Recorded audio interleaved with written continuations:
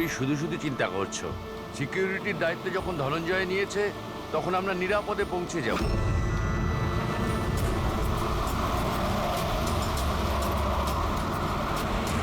সে কথা তো ঠিক, কিন্তু আপনি তো হুমকি পাচ্ছেন। দেখো বীরেন, আমাদের এই কাজে অনেক হুমকি টুমকি আসে, আর এইসব হুমকি টুমকিতে আমি একেবারেই চিন্তিত নই। তা নয়, ভয় তো আমিও পাচ্ছি না, কারণ আমি ধনঞ্জয় আর টিমকে পুরো ভরসা করি।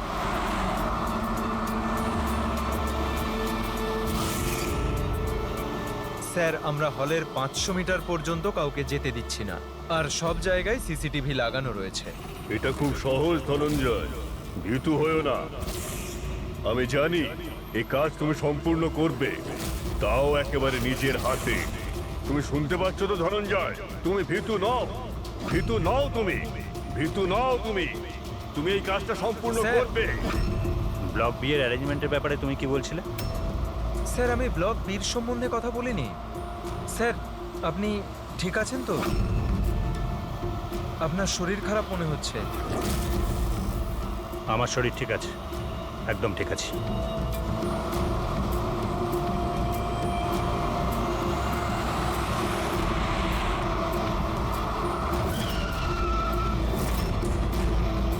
ধনঞ্জয়, তোমার ওকে মারতেই হবে।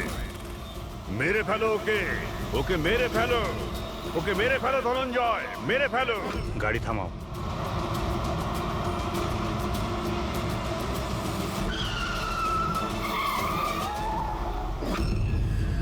এখানে গাড়ি থামালো কেন? স্যার, কি হলো? এগিয়ে যাও ধনঞ্জয়, তোমার মিশনকে কমপ্লিট করো। মেরে ফেলো ওকে, ভীত হয়েও না ধনঞ্জয়, মেরে ফেলো ওকে। তুমি এটা করতে পারো। ধনঞ্জয় এদিকে কেন আসছে? এগিয়ে যাও ধনঞ্জয়, ওকে মেরে ফেলো, মেরে ফেলো ওকে, ওকে মেরে ফেলো। আমি দেখছি, দাঁড়াও। ওকে, কি হয়েছে ধনঞ্জয়? গাড়ি আটকালে কেন? তুমি এটা করতে পারো ধনঞ্জয়, ওকে মেরে ফেলো।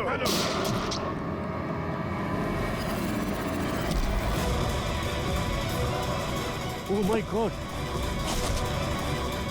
সঞ্জিত বাবু, আপনার কি হলো? ধনঞ্জয়, এসব কি করলে তুমি?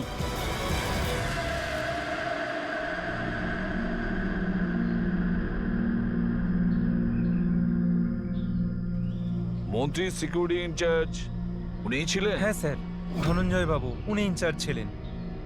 অদ্ভুত স্যার, যাকে বডিগার্ড রেখেছিল সেই মেরে দিল। মন্ত্রী মশাইকে মারার কোনো বিশেষ কারণ? স্যার, এটা তো ধনঞ্জয় স্যারই বলতে পারবেন। আচ্ছা, একটা কথা বলো, গুলিটা ভেতর থেকে মেরেছে না বাইরে থেকে? স্যার, গাড়ির বাইরে থেকে মেরেছে। ধনঞ্জয়, ধনঞ্জয়, শকে আছে মনে হচ্ছে। তোমরা কোথায় যাচ্ছিলে? স্যার, একটা চিলড্রেন ফাউন্ডেশনের মিটিং ছিল, ওখানে যাচ্ছিলাম। আমাদের গাড়ি আগে ছিল আর মিনিস্টারের গাড়ি পেছনে, আর আমি ধনঞ্জয় স্যারের সাথে সিকিউরিটির ব্যাপারে কথা বলছিলাম। কিন্তু উনি আমার কোনো কথায় মনোযোগ দিচ্ছিলেন না, আর কেমন কেমন যেন বিহেভ করছিলেন স্যার, আর দেখে মনে হচ্ছিল যেন খুব টেনশনে আছে। আমি জিজ্ঞেস করলাম কি হয়েছিল, উনি কেমন উল্টোপাল্টা কথা বলতে লাগলেন। স্যার, জজ শ্রীকান্তের সঙ্গেও তো এটাই হয়েছিল। আচ্ছা, এই দুটো কেস একই রকম নয় তো? আর কেউ ছিল মন্ত্রীবাবুর সঙ্গে? স্যার, বীরেনবাবু। বীরেনবাবু, হ্যাঁ স্যার। আপনি মন্ত্রীবাবুর সঙ্গে ছিলেন তো? হ্যাঁ স্যার, আমি ছিলাম। মন্ত্রী মশাই আপনাকে কিছু বলেছেন এই ধনঞ্জয়ের ব্যাপারে? স্যার, মিনিস্টার সবসময় ধনঞ্জয়ের প্রশংসাই করতেন স্যার, ওনার প্রাণ সংশয় ছিল। এই কিছুদিন আগেই ধনঞ্জয় ওর প্রাণ বাঁচিয়েছিল। বড় অদ্ভুত ব্যাপার স্যার, কিছুদিন আগে যেই লোকটা নেতার প্রাণ বাঁচালো, আজ সেই লোকটাই তাকে খুন করলো। আচ্ছা, গুলি মারার পরে ধনঞ্জয় পালিয়ে যাওয়ার চেষ্টা করেছিল? না স্যার, বরং নিজেকে গুলি মারার চেষ্টা করেছিল। স্যার, অনেক কষ্ট করে সিকিউরিটি গার্ডরা ওকে আটকেছিল স্যার। অদ্ভুত ব্যাপার স্যার। জজ শ্রীকান্ত খুন করার পরে নিজেকে নিজে গুলি মেরে দিয়েছিল, আর এও নিজেকে গুলি করার চেষ্টা করেছিল। একটা কাজ করা যাক, ধনঞ্জয়কে বিউরোতে নিয়ে যাই, ওখানে গিয়েই জিজ্ঞাসাবাদ করবো আমরা। আর একটা কথা বুঝতে পারছি না দয়া, খুন করার পরে খুনি তার নিজেকে গুলি কেন করছে? কেন?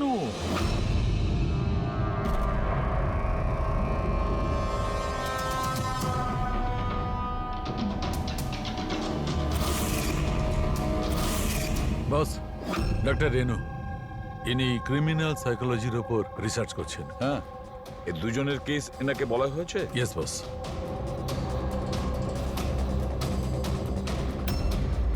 আমার ছেলে কোথায়? আমি ওর কাছে যাব। ইনি মিনিস্টারের সিকিউরিটি ইনচার্জ ধনঞ্জয়ের মা। ও, ওকে এখানে কেন এনেছেন? দেখুন, আপনার ছেলে মন্ত্রীবাবুকে খুন করেছে। না না, আমার ছেলে কাউকে খুন করতে পারে না। ও তো নিজেই অসুস্থ। ওর মানসিক পরিস্থিতি ঠিক নেই। কি কি অসুখ হয়েছে আপনার ছেলের? গত কিছুদিন ধরে ও কিছু কিছু আওয়াজ শুনতে পেত।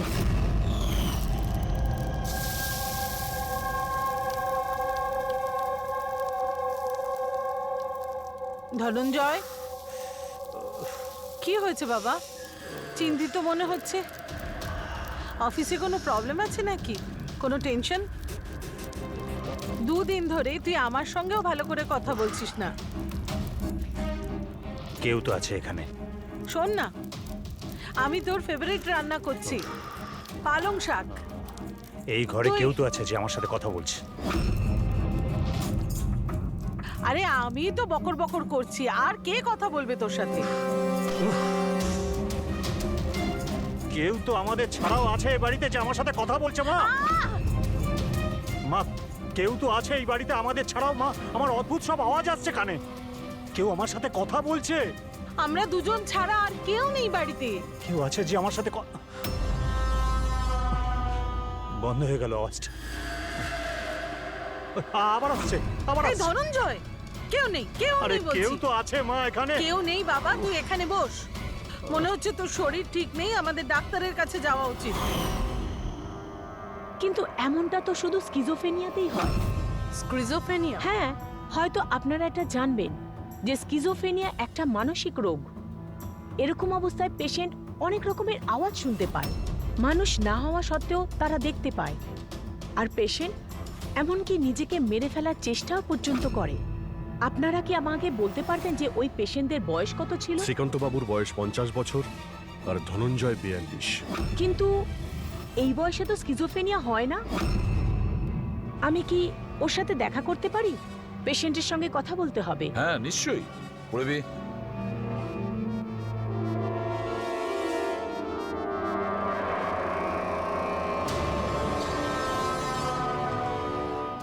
ধনঞ্জয়, তুমি সঞ্জিতকে কেন মেরেছো?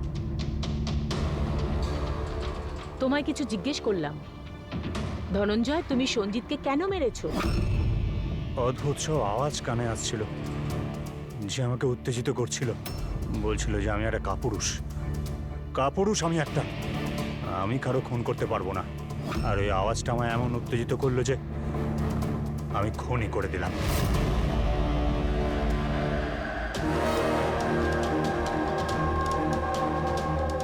আর তোমার গাল এটা ফুলে আছে কেন? আমার দাঁতে ইনফেকশন হয়েছে। জজ শ্রীকান্ত, ওরও তো দাঁতে ইনফেকশন ছিল স্যার। হ্যাঁ, আমার ছেলেরও দাঁতের চিকিৎসার পর থেকেই ওর শরীর খারাপ হচ্ছিল। কি? দাঁতের চিকিৎসা করানোর পরে আপনার ছেলে শরীর খারাপ হয়? এই কোন ডেন্টিস্টের কাছে ট্রিটমেন্ট করিয়েছেন? Doctor Raman, red candy hospital. Red candy হসপিটালে গিয়েছিল, তারপর থেকে ওনার সঙ্গে এই সমস্ত কিছু হচ্ছে। কিরকম কোইন্সিডেন্স দেখেছো? ধনঞ্জয় আর শ্রীকান্ত দুজনেরই দাঁতের প্রবলেম, দুজনের ডেন্টিস্ট এক, আর ওদের দাঁতের চিকিৎসা করার পরেই শরীরটা খারাপ হয়েছে। এটা কিরকম কোইন্সিডেন্স? গন্ডগোল আছে, অনেক গন্ডগোল আছে। এই ধনঞ্জয় আর জজ শ্রীকান্তর দাঁতের এক্সরে বের করো, বোঝা তো যাবে এর পেছনে কি কারণ আছে।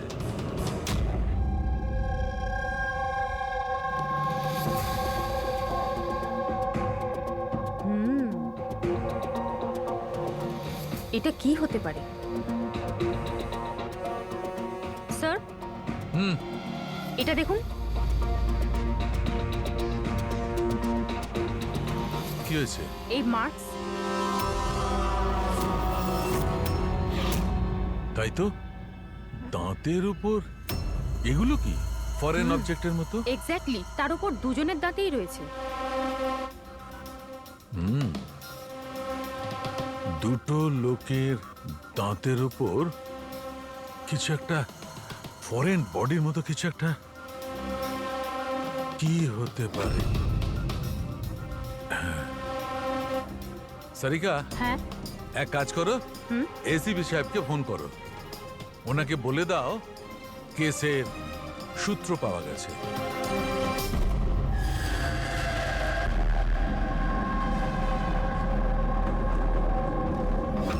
এই দেখো বস, দুজনের দাঁতের উপরই এই ধরনের চিপ। এটা তো বাদ দেখছি। হ্যাঁ স্যার, আপনি ঠিকই বলেছেন। স্যার, এটা তো গোয়েন্দাগিরিতে ব্যবহার করার জন্য ট্রান্সমিটারের মতো। বস, এর জন্যেই শ্রীকান্ত আর ধনঞ্জয় ওই আওয়াজ শুনতে পেত। তাহলে এই চিপটা ট্রিগারের কাজ করছিল, এর মাধ্যমে ওই উস্কানির শব্দ ওর কানে পৌঁছচ্ছিল, আর সেই জন্যই ওরা খুন করতে বাধ্য হচ্ছিল। আমার তো মনে হয় এই কাজটা ডক্টর রমনেরই। উনিই দাঁতের চিকিৎসা করেছেন। জিজ্ঞাসাবাদ করতে হবে ডক্টর রমনকে, আর একজন এক্সপার্টকেও ডাকো। আর ট্রান্সমিটারের ব্যাপারে পুরো ব্যাপারটা আমাদের জানতে হবে। ডক্টর রমন, দাঁতের মধ্যে ট্রান্সমিটার লাগাতেও আপনি শুরু করে দিয়েছেন? ট্রান্সমিটার? হ্যাঁ। কোন ট্রান্সমিটারের কথা বলছেন আপনারা? সেই ট্রান্সমিটারের কথা বলছি যেটা জজ শ্রীকান্ত তার সিকিউরিটি অফিসার ধনঞ্জয়ের দাঁতে পাওয়া গিয়েছে। দেখুন, আমার কথা বিশ্বাস করুন, আমি কোনো ট্রান্সমিটার লাগাইনি। এসব কি বলছেন কি আপনারা? ডাক্তারবাবু, দাঁতে ট্রান্সমিটার লাগাবেন কেন? স্যার, আপনারা আমাদের হসপিটালকে বরবাদ করতে এসেছেন। ডক্টর রমন আমাদের হসপিটালের একজন দায়িত্বপূর্ণ ডক্টর, স্যার। এই ধরনের কাজ উনি করবেন না। কিন্তু এই ধরনের কাজ এখানে তো হয়েছে। আমরা শ্রীকান্ত আর ধনঞ্জয়ের দাঁতের ভেতর থেকে এই ট্রান্সমিটার পেয়েছি। আর এই ট্রান্সমিটারের কারণে ওনারা দুজন স্কিজোফ্রেনি হয়ে যায়। স্যার, ওনারা দুজন আমার খুব পুরনো পেশেন্ট।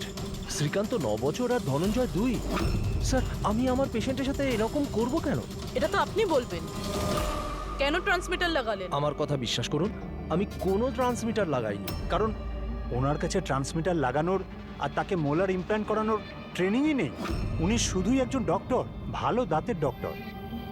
আর স্যার, আমরা এখানে দাঁত লাগিয়ে থাকি, বানাই না। দাঁত তো অর্ডার দিলে বাইরে থেকে আসে। কোথা থেকে অর্ডার করেন আপনারা দাঁত? ডেনজা biocare. ডেনজা biocare. Hendrick, Pankaj, doctor রমনের চেম্বারটা ভালো করে চেক করো, প্রতিটা কোণা ভালো করে দেখো।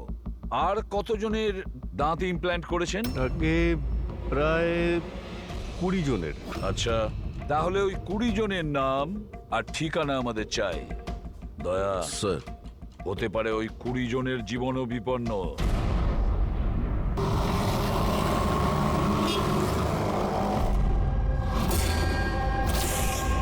কিছু বুঝতে পারছো? হ্যাঁ স্যার, একটু একটু বুঝতে পারছি। এই ট্রান্সমিটারটা ছোট্ট হলেও বেশ পাওয়ারফুল। কতটা রেঞ্জের? তাও ধরুন 15 থেকে 20 মিটার হবে।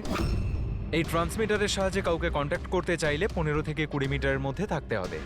এর কি ফ্রিকোয়েন্সি ট্র্যাক করা যাবে? নিশ্চয়ই ট্র্যাক করা যাবে, কিন্তু তার আগে আমাদের জানতে হবে এই ট্রান্সমিটার কত হার্টজে কাজ করে। তাহলে খোঁজ নাও এটা কত হার্টজে কাজ করছে, কারণ ফ্রিকোয়েন্সিটা আমাদের জানা দরকার। যেখানে এর ফ্রিকোয়েন্সি অ্যাক্টিভ হবে সেখানেই আমাদের খুনি থাকবে। ঠিক আছে স্যার, আপনি একটু সময় দিন, আমি যত তাড়াতাড়ি সম্ভব বলছি। ঠিক আছে। এই কেসটা ঘুরে ফিরে ডক্টর রমনের দিকেই ইশারা করছে। সব সন্দেহের তীর ওর দিকেই যাচ্ছে। কিন্তু স্যার, উনি ওনার পুরনো পেশেন্টকে খুন কেন করবেন? হ্যাঁ স্যার, হসপিটাল অ্যাডমিনিস্ট্রেটর বলছিল যে এইরকম ট্রান্সমিটার বানানোর ক্ষমতা ডক্টর রমনের নেই। সন্দেহের মধ্যে এই কবিতা আর বীরেনও তো আছে।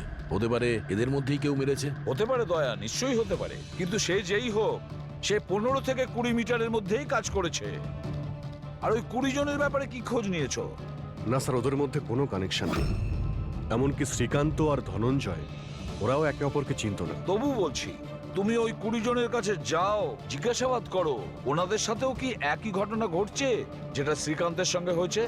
আরো একটা কথা, লয়ারের চেম্বার আর চেম্বুর খোঁজ নাও, ওখানে কটা সেলফোন অ্যাক্টিভ ছিল ওই খুনের সময়। আর দয়া, আর ওই দাঁত তৈরির কোম্পানিতে খোঁজ নাও, দেখো কে এমন আছে যে দাঁতের মধ্যে ট্রান্সমিটার ফিট করে দেয়?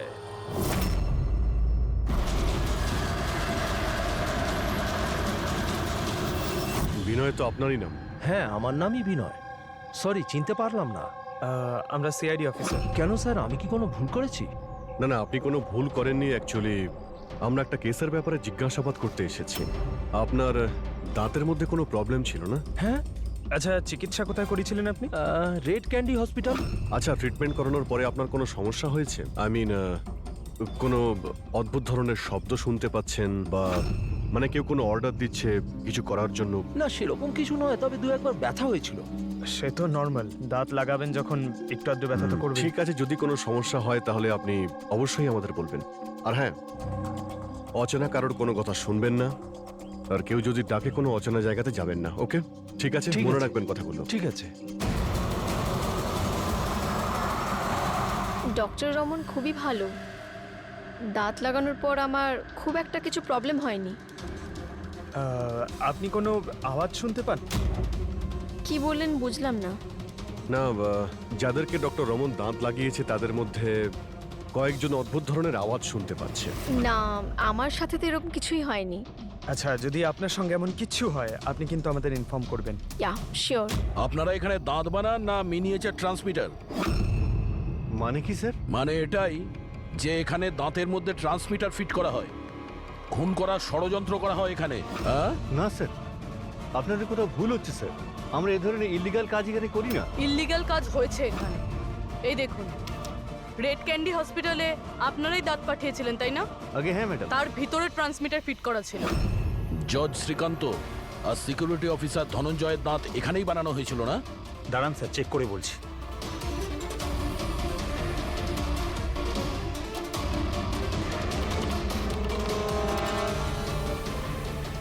হ্যাঁ স্যার, দাঁত তো এখানেই বানানো হয়েছে, কিন্তু যদি আমাদের এমপ্লয়ি রূপালী থাকতো যে এই দাঁত বানিয়েছে, তাহলে সত্যিটা জানা যেত।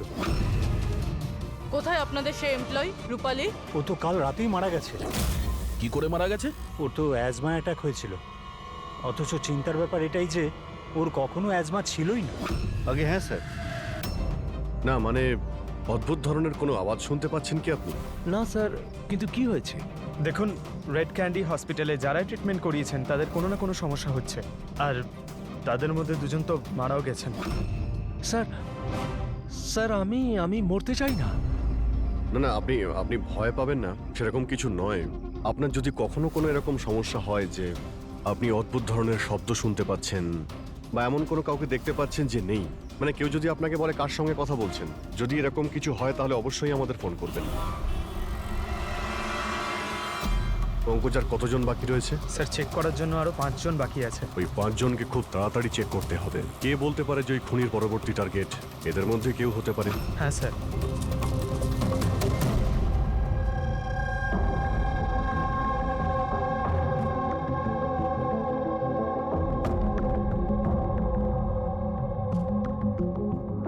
হ্যাঁ, শোনো, কিছু জানতে পারলে? স্যার, আমি প্রায় জেনে ফেলেছি, আর একটু সময় দিন। স্যার, হ্যাঁ প্যাট্রিক। জজ সাহেব আর সঞ্জিতের সম্পর্ক আছে স্যার। আচ্ছা, কিরকম সম্পর্ক? স্যার, এই কেস ফাইলটা দেখুন। 2009 সালে একজন ডাক্তার রিসার্চ করছিলেন, কিন্তু ওনার গ্রান্ট এই নেতা ক্যান্সেল করে দিয়েছিলেন। আর ডক্টরের প্র্যাকটিস করার লাইসেন্স ক্যান্সেল করেছেন মিনিস্টার সঞ্জিত, আর ওর শাস্তি ঘোষণা করেছে শ্রীকান্ত বাবু, আর নাম হলো ডক্টর ললিত। স্যার, এই ডক্টর ললিত আসলে কে? খোঁজ নিতে হবে ডক্টর ললিত কে আর কি ব্যাপারে তিনি রিসার্চ করছেন। তো আপনার মেয়ে টুথ ইমপ্ল্যান্ট করিয়েছে? হ্যাঁ, এই তো 2 দিন আগেই ইমপ্ল্যান্ট করিয়েছে রেড ক্যান্ডি হসপিটাল থেকে। স্যার, যেদিন থেকে টুথ ইমপ্ল্যান্ট করিয়েছে অদ্ভুত অদ্ভুত কথা বলে আর খুব ভয় পেয়ে থাকে। মা, মা, কি হলো, কিছু চাই? বাড়িতে কেউ এসেছে? কেউ আসেনি তো। না মা, কেউ তো এসেছে। আমি আছি, তুই আছিস, আর বাবা তো হংকং এ গেছে। আর কেউ এলে তো বেল বাজাবে, বেলও তো বাজেনি। জানি না মা, কি হচ্ছে। ঘুম থেকে ওঠার পর থেকেই মনে হচ্ছে যেন বাড়িতে কেউ আছে, আর আর আমার ব্যাপারে নানা রকমের কথা বলছে। বুঝতেই পারছি না। তোর শরীর ঠিক আছে তো?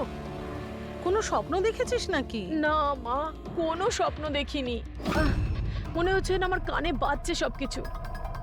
মা প্লিজ একটা কাজ করো, আমার জন্য এক কাপ চা দাও আমার ঘরে। আমার মাথা পুরো ঘুরছে। তো এখন জিয়া কোথায়? ওকে ব্যান্ড্রার একজন সাইকোলজিস্টের কাছে পাঠিয়েছি। দেখুন আপনি এক্ষুনি ওই সাইকিয়াট্রিস্টের অ্যাড্রেসটা দিন। ওর সঙ্গে দেখা করাটা খুবই জরুরি। নাম্বারটা নিয়ে নাও। জিয়া, আজ তোমাকে ওই কাজটা কমপ্লিট করতেই হবে। তোমাকে যেভাবেই হোক ওকে মারতেই হবে। ওকে বাঁচিয়ে রাখলে চলবে না। যত তাড়াতাড়ি হোক মেরে ফেলো ওকে। ওকে মেরে ফেলতেই হবে।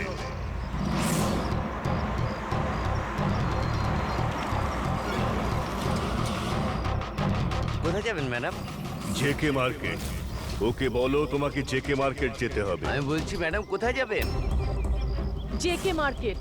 আচ্ছা বসুন।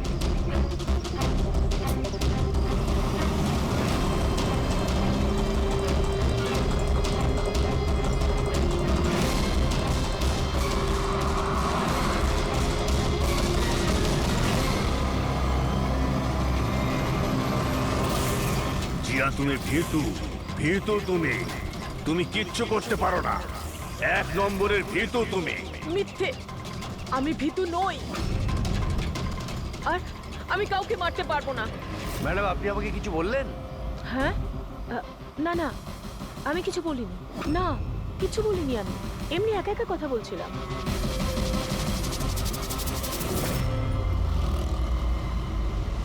জিয়া তোমায় ওকে মারতেই হবে। তুমি ওকে বাঁচিয়ে রাখতে পারো না। তোমায় ওকে মারতেই হবে জিয়া। মেরে ফেলো ওকে। না, আমি কাউকে খুন করতে পারবো না। কারণ না। আরে দাদা, গাড়ি কেন থামিয়ে দিলেন? ম্যাডাম গাড়ি আর আগে যাবে না। কেন যাবে না? আমি তো বললাম ম্যাডাম গাড়ি আর আগে যাবে না। যাবেন না যখন তো আগে বলতে পারতেন। ম্যাডাম আপনি নামবেন না আমি গাড়ি থেকে নামবো?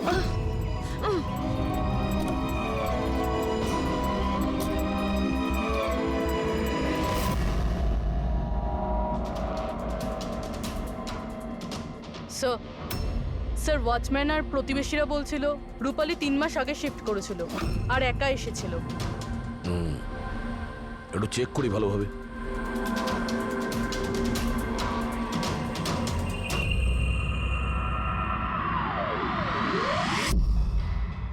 এটা কি?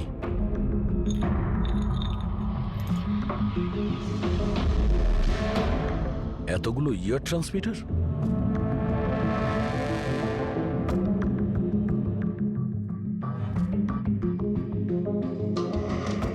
ডক্টর রমনের পেশেন্টদের পুরো ডিটেলস আছে এখানে। এই দেখো স্যার এই জিয়া তো সেই যার ব্যাপারে অভিজিৎ স্যার আমাদের বলেছিল। স্যার এই রূপালী এ কারোর হাতের পুতুল ছিল না তো? হতে পারে, হতে পারে খুনি জেনে গেছে যে আমরা রূপালী পর্যন্ত পৌঁছে যাব, তাই মেরে দিয়েছে ওকে।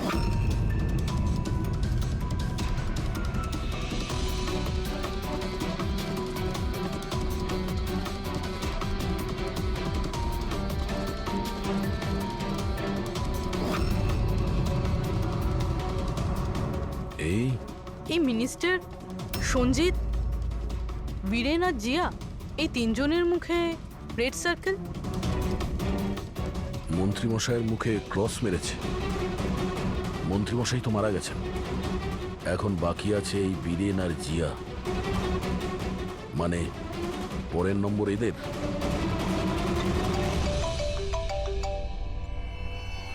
হ্যাঁ অভিজিৎ। দয়াই জিয়া সাইকিয়াট্রিস্টের সঙ্গে দেখা করতে গিয়েছিল, কিন্তু ওখানেও পৌঁছয়নি। আচ্ছা, আমরা এখানে রূপালীর বাড়িতে একটা ফটো পেয়েছি যার মধ্যে মন্ত্রীমশাই, সঞ্জিত, বীরেন আর জিয়া আছে। এই মন্ত্রীমশাইয়ের মুখের ওপর তো ক্রস মারা আছে, কিন্তু এই দুজনের মুখের ওপর লাল পেন দিয়ে সার্কেল করা আছে। আচ্ছা, এরকম নয় তো যে এই জিয়া বীরেনকে মারতে গেছে? তুমি এক কাজ করে বীরেনকে অ্যালার্ট করো, খোঁজ নাও যে ও কোথায়।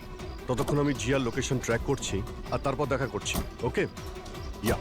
পুরবি, একটু বীরেনকে ফোন করো তো।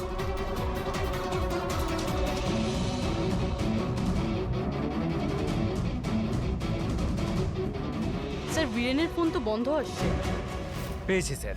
হ্যাঁ, স্যার এই ট্রান্সমিটার 1.8 মেগাহার্টজ থেকে 2 মেগাহার্টজের মধ্যে কাজ করে। গ্রেট। 1.8 মেগাহার্টজ থেকে 2 মেগাহার্টজ। হ্যাঁ স্যার। দেখ, আমার কথাটা মন দিয়ে শোনো। হ্যাঁ, প্রথমত ফেডরিক দারুণ কাজ করেছে। রিসার্চ করে এমন নাম বার করেছে যার কানেকশন মিনিস্টার সঞ্জিত আর জজ শ্রীকান্তর সঙ্গে। সেই লোকের নাম হলো ডক্টর ললিত। হ্যাঁ, ডক্টর ললিত। ইয়েস, আমার তো এই ডক্টর ললিতকে খুব গোলমেলে মনে হচ্ছে। আমার তো ওকেই সন্দেহ হচ্ছে, কারণ ডক্টর ললিতের কয়েক বছর আগে মিনিস্টার সঞ্জিত ডক্টর ললিতের প্র্যাকটিস করার লাইসেন্স ক্যান্সেল করে দিয়েছিল। আর তারপরে ওই ডক্টর ললিতকে জজ শ্রীকান্ত তার রায় ঘোষণা করেছেন। আর ফলাফল কি হলো? প্রথমে খুন হলো জজ শ্রীকান্ত, আর তারপরে মিনিস্টার সঞ্জিত মারা গেলেন। এই খুন কে করতে পারে? ডক্টর ললিতই করতে পারে। ওরই কানেকশন ছিল এই দুজনের সঙ্গে। ব্যাস, এবার ডক্টর ললিত যে ফ্রিকোয়েন্সি থেকে অপারেট করতো সেটা জানা গেছে। হ্যাঁ, টেকনো এক্সপার্ট আমাদের বলে দিয়েছে 1.8 মেগাহার্টজ থেকে 2 মেগাহার্টজ। ব্যাস, ওই ফ্রিকোয়েন্সি থেকে আমরা ট্যাপ করব ডক্টর ললিতকে। জানা যাবে যে ডক্টর ললিত কার কার সাথে কথা বলে এবং কি কথা বলে। আর দয়া, রেডিও ফ্রিকোয়েন্সি 1.8 মেগাহার্টজ থেকে 2 মেগাহার্টজ আমাদের সমস্ত পুলিশ স্টেশন এবং রেডিও ভ্যানকে জানিয়ে দাও। এবার দেখবো আমরা কতদূর পালাতে পারে এই ডক্টর ললিত।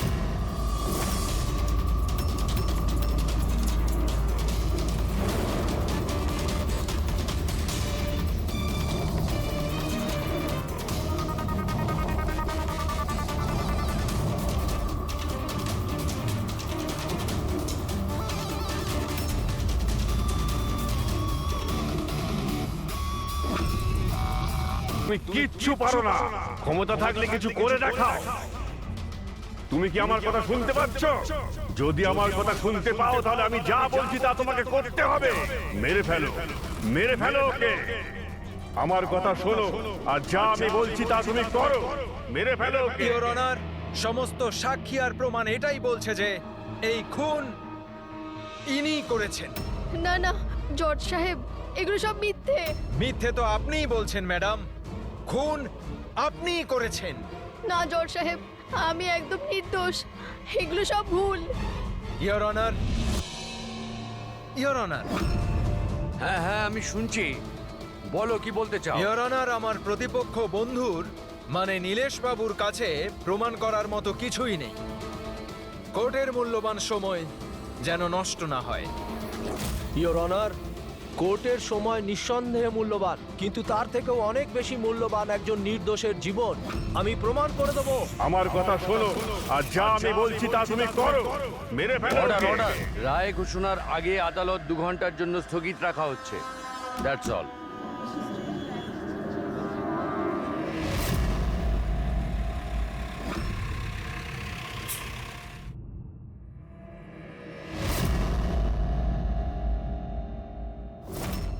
শোনো, তোমাকে ওকে মেরে ফেলতে হবে। তুমি এটা করতে পারো। ওর বেঁচে থাকার কোনো অধিকার নেই। ওকে মরতেই হবে। ওকে মেরে ফেলো, ওকে মেরে ফেলো তুমি।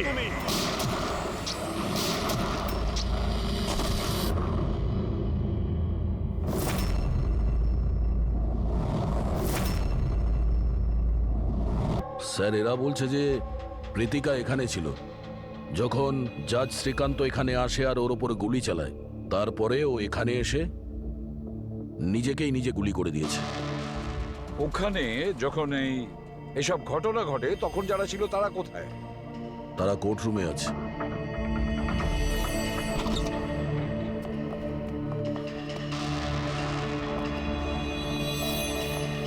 আচ্ছা, একটু ডিটেলসে বলবেন এখানে কি হয়েছিল? স্যার, এই কেসটার শুনানি চলছিল। জজ সাহেবের শরীরটা হঠাৎ খারাপ হয়েছিল। উনি 2 ঘন্টার বিশ্রাম নিয়েছিলেন। আর হঠাৎই নিজের চেম্বারে এসে নিজেকে আর অভিযুক্তকে গুলি করে মারেন। কিন্তু ওনার কাছে তো বন্দুক থাকতো না। ওনার কাছে বন্দুক কোথা থেকে এলো? সে তো আমরাও বলতে পারছি না যে গান এলো কোথা থেকে, তবে ওনার কাছে একটা গান ছিল। তার মানে বন্দুকের ব্যবস্থা আগে থেকেই করে রেখেছিল। মনে হচ্ছে জজ সাহেব পুরো প্ল্যান করেছিলেন প্রীতিকাকে খুন করার জন্য। মনে তো তাই হচ্ছে। আচ্ছা, জজ সাহেবের এই কেসের সঙ্গে কোনো পার্সোনাল ইনভলভমেন্ট ছিল? না না স্যার, সেরকম কিছু নয়। প্রীতিকার সাথে কোনো ব্যক্তিগত শত্রুতা? জজ সাহেব তো খুবই বুঝদার মানুষ ছিলেন, কেসের প্রত্যেকটা দিক খুব মনোযোগ সহকারে লক্ষ্য করতেন স্যার। বেশ কয়েকদিন ধরে আমার এটাই মনে হচ্ছিল যে কিছু না কিছু গন্ডগোল আছে। ম্যাম, তাহলে কি জজ সাহেবের শরীর ভালো ছিল না? সেটা তো আমি জানি না, কিন্তু কিন্তু হ্যাঁ, উনি উনি অদ্ভুত অদ্ভুত আওয়াজ শুনতে পাচ্ছিলেন। এমনই একটা ঘটনা হয়েছিল। কি গো, এসো, খেতে দিচ্ছি তো।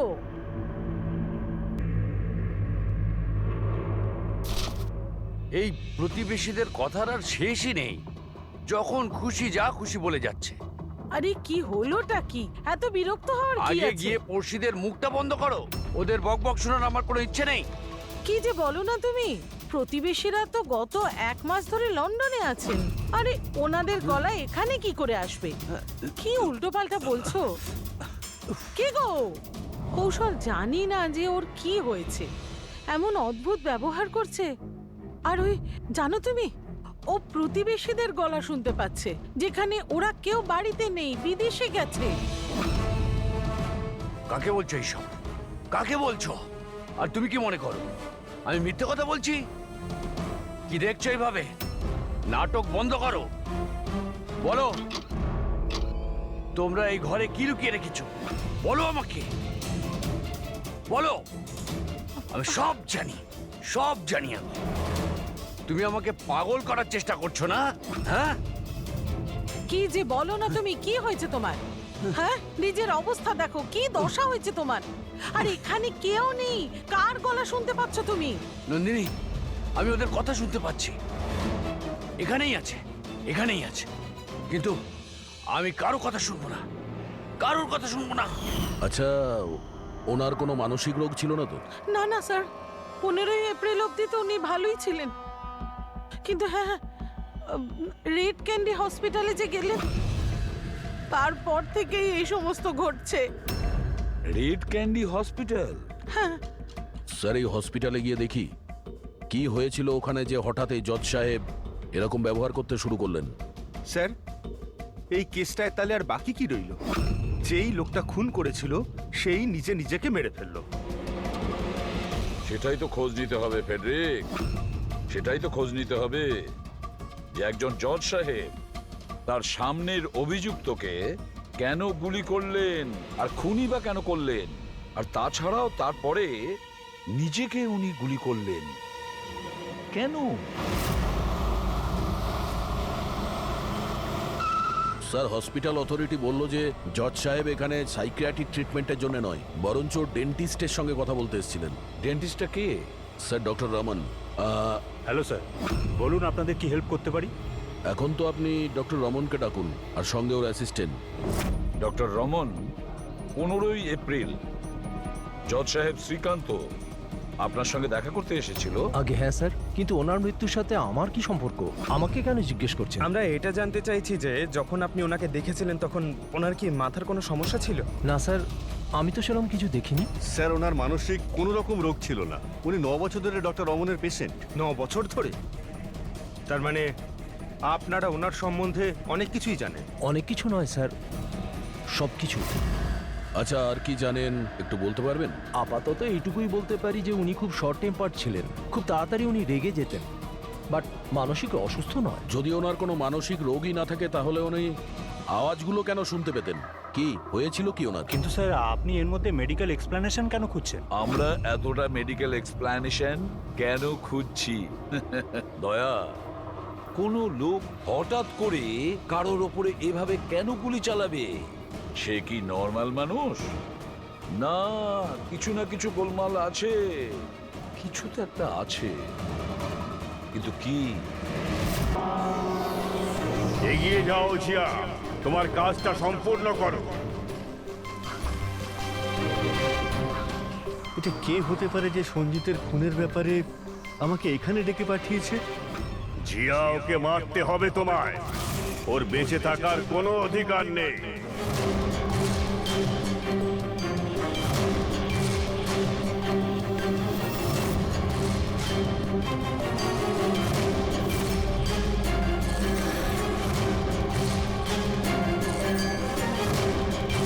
বেশি চিন্তা করো না, ওকে মেরে দাও। মেরে দাও তুমি ওকে, জিয়া।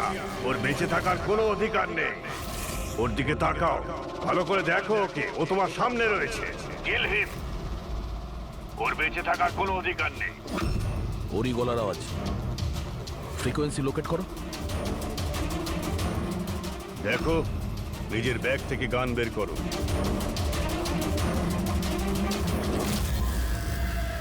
জিয়া, তুমি ভীতু নও। Shoot him, shoot him. Location কি বলছে? স্যার, জেডি মার্কেট মারোল দেখাচ্ছে।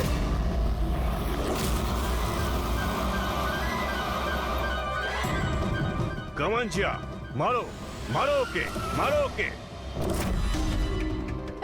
স্যার, এসব কি হচ্ছে? ও আমাকে কেন মারতে চাইছিল? কেউ আমাকে ফোন করে বলে যে সঞ্জিতের খুনের ব্যাপারে আমাকে বলবে। ঘাবড়াবেন না, এটা একটা প্ল্যান ছিল। আপনি এখন সেফ আছেন, আপনি যেতে পারেন। ওকে স্যার, আমি যাচ্ছি। ওই খুনি এখানেই কোথাও আছে, ভিড়ের মধ্যে মিশে রয়েছে। সিগন্যাল তো এখানেই দেখাচ্ছে, এখানে।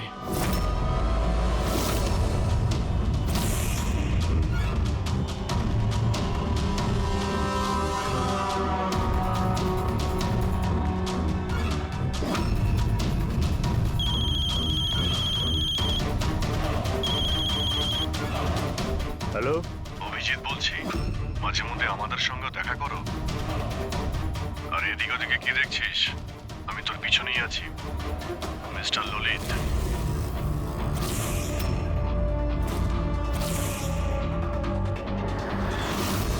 হসপিটালের অ্যাডমিনিস্ট্রেটর পবন।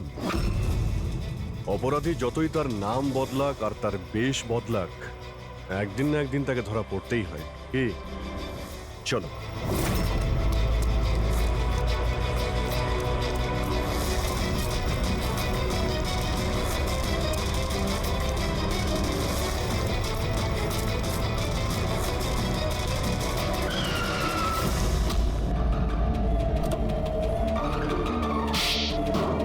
জজ শ্রীকান্ত আর মিনিস্টার সঞ্জিত, তুই এদের খুন কেন করলি? প্রতিশোধ নিতে চেয়েছিলাম। প্রতিশোধ। ওরা আমার জীবন বরবাদ করে দিয়েছিল।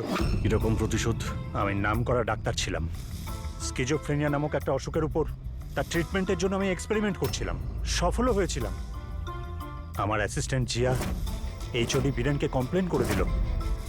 আর এইচওডি বীরেন তো মিনিস্টার সঞ্জিতের কাছেই আমার কমপ্লেন করে দিল। আর নেতা সঞ্জিত তোমার এই এক্সপেরিমেন্ট বন্ধ করে দেয়। হ্যাঁ, আমার প্রজেক্ট মাঝপথেই থেমে গেল। তাহলে তুই জেলে কি জন্য গিয়েছিলি? আসলে আমার গাফিলতির কারণে একটা মানুষের মৃত্যু হয়ে যায়। জজ শ্রীকান্ত কিছু চিন্তা ভাবনা না করেই 10 বছরের সাজা দিয়ে দেন আর ডক্টর হওয়ার সম্মানটাই ছিনিয়ে নেন। তাহলে তুই এদের মেরে তোর হারিয়ে যাওয়ার সম্মান উদ্ধার করতে চেয়েছিলি। নামান্না, রূপালী, এদের ইনভলভমেন্ট কি ছিল? জেল থেকে বেরোনোর পর আমি আমার শত্রুদের ট্র্যাক করতে শুরু করি। আমি ওদের মধ্যে এমন একটা ডিভাইস ফিট করতে চেয়েছিলাম যেন ওরা কিছু টের না পায়। ডক্টর রমন আর রূপালী আমাকে সাহায্য করছিলেন। ওরা কিভাবে সাহায্য করেছিল? জজ শ্রীকান্ত আর জিয়ার দাঁতের সমস্যা হয়েছিল। ওরা ওদের চেক আপের জন্য ডক্টর রমনের ক্লিনিকে আসা যাওয়া করতো। নেতা সঞ্জিতের দাঁতে কোনো সমস্যা ছিল না, কিন্তু তার বডিগার্ড ধনঞ্জয়ের দাঁতে প্রবলেম ছিল। আমি ওকে ফ্রি ডেন্টাল চেক আপের লোভ দেখালাম আর ডক্টর রমনের ক্লিনিকে পাঠিয়ে দিলাম। ডক্টর রমন ওকে নতুন দাঁত লাগানোর পরামর্শ দিলেন। আর আমার কথাতেই রূপালী ও দাঁতের মধ্যে ডিভাইস ফিট করে দিল। আর রূপালী এসব করতে রাজি হলো? হ্যাঁ, কারণ আমি রূপালীকে ভালোবাসতাম। আমরা দুজন মিলেই ডেন্টাল ক্লিনিক খুলেছিলাম। রূপালী সেই কাজে আমার সাহায্য করত। তাহলে ওকে তুই কেন খুন করতে গেলি? কারণ জজ শ্রীকান্ত আর মিনিস্টারের মৃত্যুর পর ওর কাছে পৌঁছে যেতেন আমি ধরা পড়ে যেতাম। তাই ওর মুখ বন্ধ করতে ওকে মারতে হলো। শুধুমাত্র বদলা নেওয়ার জন্য তুমি অনেক কিছু করেছো, কত সুন্দরভাবে খুন করেছো। এর ফল কি হয়েছে? শেষ পর্যন্ত ধরাই পড়লে না। আমার উদ্দেশ্য কাউকে মারা ছিল না স্যার। আমি জিনিয়াস সেটা প্রমাণ করতে চেয়েছিলাম। রক্ত মাংসে গড়া মানুষগুলোকে অস্ত্র বানিয়েছিলাম। তোর যদি এই ব্রেনটায় তুই কোনো ভালো কাজে